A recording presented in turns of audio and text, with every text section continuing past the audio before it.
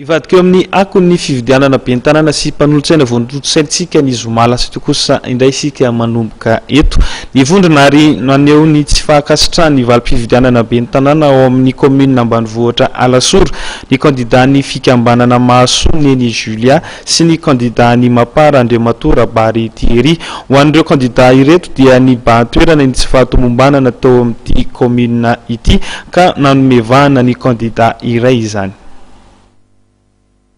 Ny vondrona ary naneho ny tsy fahakasitrahana ny valim-pifidianana ben'ny tanàna ao amin'ny commune ambanivohitra Lasora ny kandidany fikambanana Mahasoa Neny Julia sy ny kandida Mapara Andriamatora Bary Thierry. Ho an'ireto kandida ben'ny tanàna reto dia ny bahan-toerana ny tsy fahatomombanana tao amin'ity commune ity ka nanomevahana ny kandida avy amin'ny MDV Andriamatora Miarinjatovomarika izany. Momba ny fifidianana ben'ny tanàna izay natao tamin'iraika amby telopolo jolay 2024 teo dia nahita izay fa tsy betsaka ny zavatra tsy ara-dalàna, betsaka ny osika, betsaka ny zavatra tsy leo. Voalohany indrindra aloha dia tamin'ny 27 juillet 2015 izay vao tonga nisy mpifidianana noho izany tsy afaka nanamarina ny olona tsirairay hoe tao anatin'nisy mpifidianana dia maro ny tsy afaka mifidy, tsy afaka naneho ny safidiny raha tonga teo amin'ny boram-pifidianana izy ny akabeazan'ny olona dia lazaina fa tsy ao anatin'ny boram-pifidianana. Misy ihany koa tsy mazava ohatra fokontany teo miadana raha ny tokony izy dia amin'ny toerana anankiray no anaovana ny fifidianana sy fijerevana an'ilay lista kanefa teo fokontany miadana izay président fokontany no miteny hoe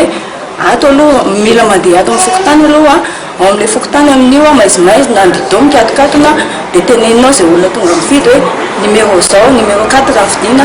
dia vola le président fokontany miadana nanana imposa ny zavatra izany misy ihany rehefa nitenena izy avy eo izay vao nafindra ny tary amin'ny boram-pifidianana izany ny misy mpifidianana. Ankoatran'izay mbola misy ihany koa le fandalovan'ny kandida manao propagande miaraka amin'ny PNUD miaraka amin'ny Ramatoa Fatoma Samora izay heverinay fa tsy ara-dalàna izany. Nilaza ho manana pirofo reto kandida ny vondrona reto ary nametraka fitoriana eo anivon'ny fitsarana amin'ny sahanany ady amin'ny fanjakana. Zay nametraka fitarainana any amin'ny ambaratonga fahefana mahefa dia ozy izy zay hoe aleo ny fahefana, aleo ny fitsarana hijery hoe manahoana sy manahoana moa zany zavatra rehetrarehetra toerinay sy denonsena izany ary aleo ny fitsarana no hiteny hoe inona no fepetra ho raisin'ny zareo fa ny zavatra teny aminay fotsiny dia ozy izy zay hoe angamba kosa aleo zay kandida nandika ny fepetra rehetrarehetra mifanaraka amin'ny fifidianana aleo reny olona reny no fahaizana sy andraisana fepetra fa tsy ny kandida rehetrarehetra kosa no izaka ny vokatry ny nataon'ny olona anankiray.